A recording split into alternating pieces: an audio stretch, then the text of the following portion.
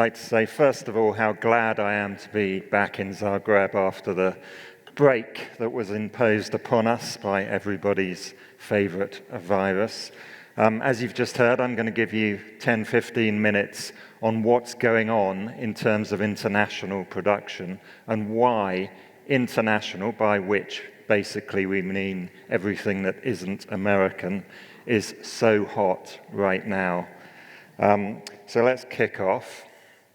It's always good to pin a trend onto something that triggered that change in the industry. Because frankly, if you go back 10 or 15 years, if you made a piece of content in German, it would sell to German-speaking markets, and that was about it.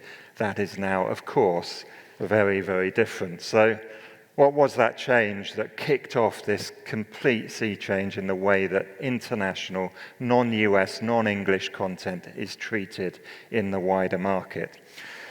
Well, we can pin it on one very simple thing, and that is the emergence of global platforms. Again, we don't have to look back too far before there were no true global platforms. It was streaming that enabled truly global platforms to scale across 100 markets overnight, as Netflix did when it was finishing off its global rollout.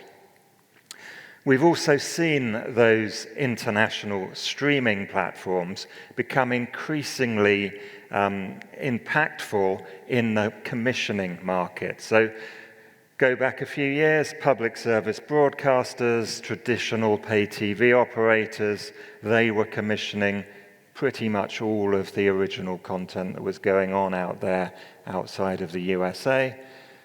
Fast forward to today, and streamers account for 1 in every 4 original commissions. So commissions for new original TV shows and TV and streaming movies. 1 in every 4 now comes from a streaming player.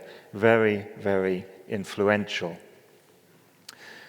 So what does that global platform increasing influence in the production commissioning market do? It creates a virtuous circle. So if streaming enabled true global platforms, one thing that meant was that the economics shifted away from acquisition towards production, because if you need rights to something on a global basis, acquisition suddenly becomes a little less attractive and a lot more difficult. So we had a shift towards production.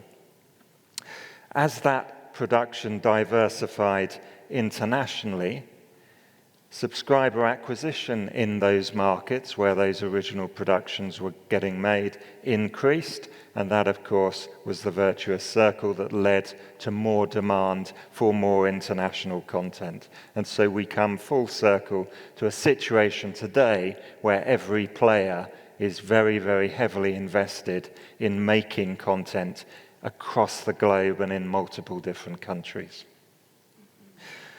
Bit of a chicken and egg here, but we've seen how consumer tastes have evolved during that same period.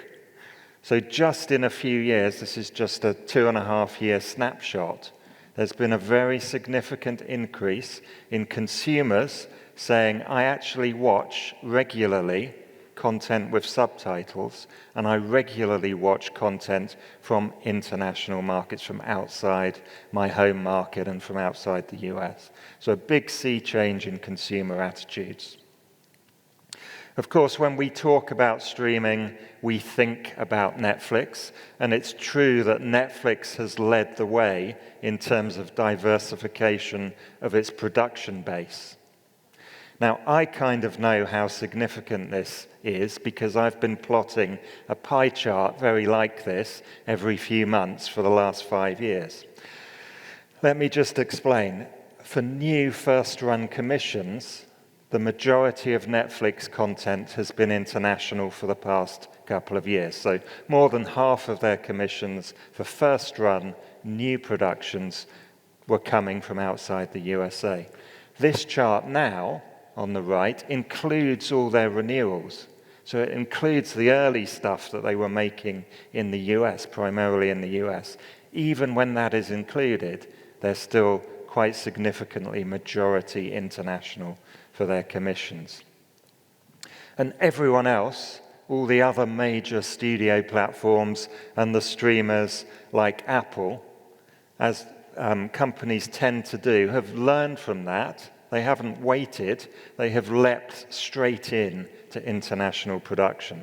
So a very significant proportion of the new original commissions by the studio streamers is now also being made outside the US. They have seen that virtuous circle that I talked about in an earlier slide and got straight on that bandwagon and started commissioning internationally. And of course, it's not just the US players who are commissioning all across the globe, European players as well. Viaplay, we're going to be speaking to shortly. Of their 246 original commissions, 2 in every 3 are made outside their home market of Sweden, and 15% outside the wider Scandinavian region. We can also see that in terms of what streamers are after when they commission internationally, the majority is still scripted. Now, unscripted is a massively growing segment for the streamers, but the majority internationally, with the exception of Amazon, is still scripted. And in terms of genres, there are 2 probably standout genres that they want when they come and look for international partners. One is crime, and the other is comedy, but things like period drama, and growing very significantly, if you see the difference between the orange and blue bar, there is romance content from those non-US international partners. And in terms of what's getting made, streamers are looking for or spending about $11 billion in their top 10 international markets. And that's not just Netflix, that's Netflix, Amazon, Disney, HBO, all aggregated together. And you can see that the genres that they're spending on also match that previous graph that we were looking at. So comedy and crime, very significant. The third genre is actually an unscripted one, and that is documentary, which is a super hot area for all of the streamers, but moving more towards narrative documentary, often biographies or features on music personalities or sports stars. And number 4 there, as with the other slide, romance. Where is the money going? So where is that 11 billion in their top 10 markets going to? Well, number 1 is the UK, probably no surprise there. This is obviously outside the US. But you can also see that as well as some of the bigger European markets like France, Italy, and Spain, there are a number of very significant Asian markets emerging as centers of original production investment from the streamers. One of those, of course, is South Korea, and that's partly the Squid Game effect. So, in terms of languages, there's then, of course, a knock-on effect in what language content is getting made in. Now, you'll have seen a number of shows recently that, of course, are multi-language, but in terms of the biggest non-English language, that now is very definitely Spanish. Spanish content having or being easily sellable into the US and North American market as well. French, German, but again, then we're seeing those Asian languages emerge, Mandarin, Japanese, and Korean, also now within the top 10 in terms of what languages streaming original commissions are getting made in. We can also see, if we look at the top international shows on streaming platforms globally in October 2022, basically a mirror of that last chart I was showing. So we've got things like The Empress out of Germany. We've still got Peaky Blinders out of the UK, and The Crown, of course, a big Netflix UK production, Doctor Who. But look at how many primarily Korean and Japanese shows are also on that top 15 list. And then right at the bottom, 13, 14, 15, we've got some Turkish soap operas coming onto that top international show list for October 2022. So just finally, what I've done here is analyze the descriptions and the narratives of all of the shows commissioned by those big global streamers since the beginning of the year, basically. And the keyword, the size of the keyword, relates to how often that occurs within the description. So all of these are the narrative, protagonist, storytelling keywords that come out. And what does this tell us? Well, it tells us, again, what I've just been saying. Comedy, of course, standing out there. Lots of different ways to describe crime in there. There's crime, there's police, there's thriller, there's drug, there's all sorts of crime-related words coming out there.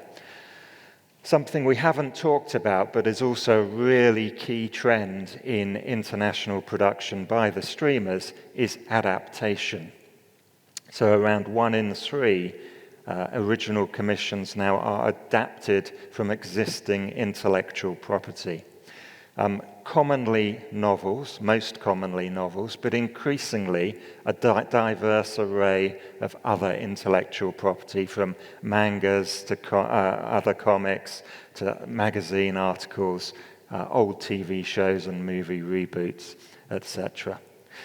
We've got London in there. London is clearly a key city in which to set streaming original content. And again, harking back to earlier slides, we've got words that relate to relationship and romance and love. So all of those are coming out in terms of what's getting commissioned and what the streamers are chasing from their international production partners. With that, I'll wrap up the presentation. Just to say, if anyone does want the slides, that is my email address. Please do send me an email and I'll be happy to share them.